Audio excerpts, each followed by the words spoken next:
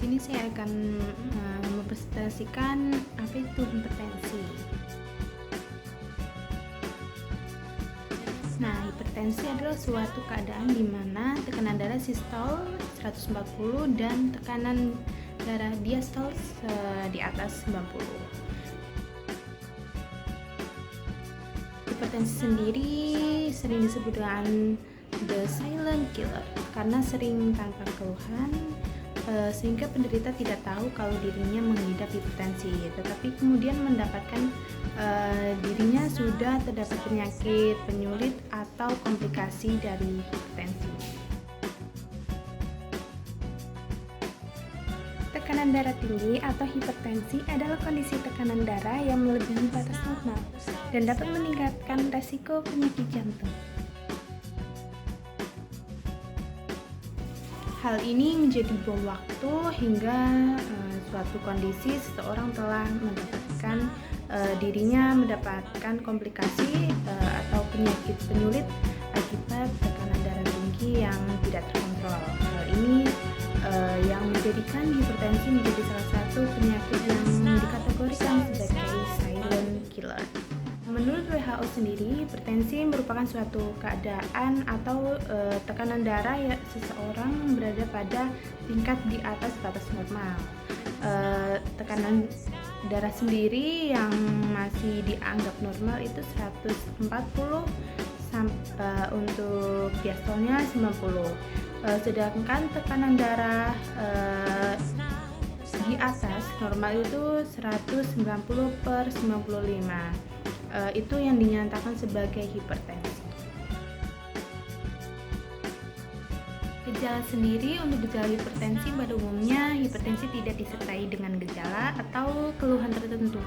Keluhan tidak spesifik pada hipertensi.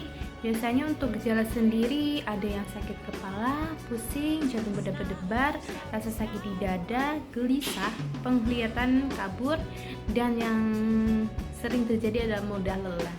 Ada banyak untuk gejala yang tidak dapat disebutkan karena untuk penderita untuk gejalanya beda-beda gitu.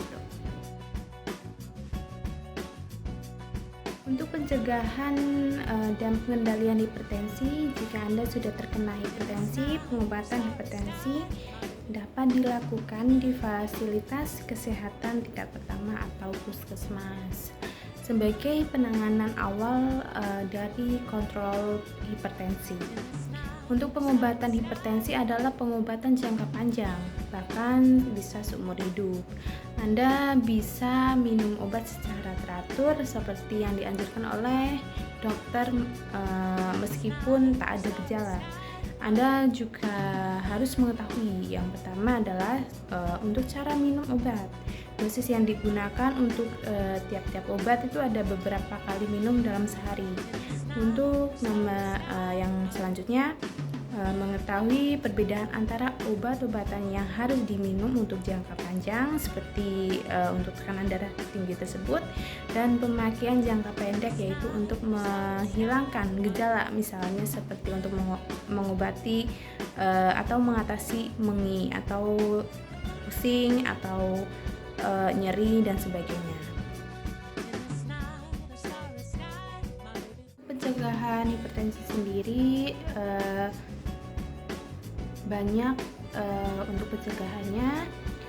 Tak hanya itu, banyak yang bilang untuk lebih baik mencegah daripada mengobati. Hal ini tidak kalah pentingnya ketika datangnya hipertensi, mengadopsi gaya hidup sehat dan membantu mencegah atau mengurangi risiko hipertensi.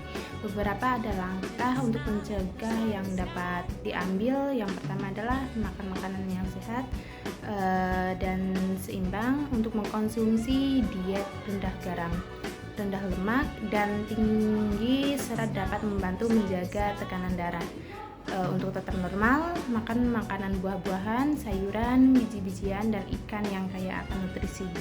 Yang kedua, menghindari garam yang berlebih. Untuk mengurangi konsumsi garam dapat membantu menurunkan tekanan darah secara signifikan. Jangan meletakkan garam di meja dan hindari makanan olahan yang tinggi garam. Yang ketiga, menjaga berat badan yang sehat. Faktor seperti obesitas atau kelebihan berat badan dapat meningkatkan resiko hipertensi. Menjaga berat badan yang sehat melalui diet seimbang dan olahraga secara teratur dapat membantu pencegahan hipertensi. Merokok.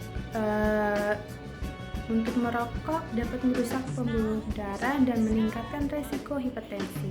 Jika Anda merokok, segeralah untuk berhenti untuk menjaga kesehatan Anda. Yang kelima adalah mengelola stres dengan baik. Stres dapat meningkatkan tekanan darah sementara.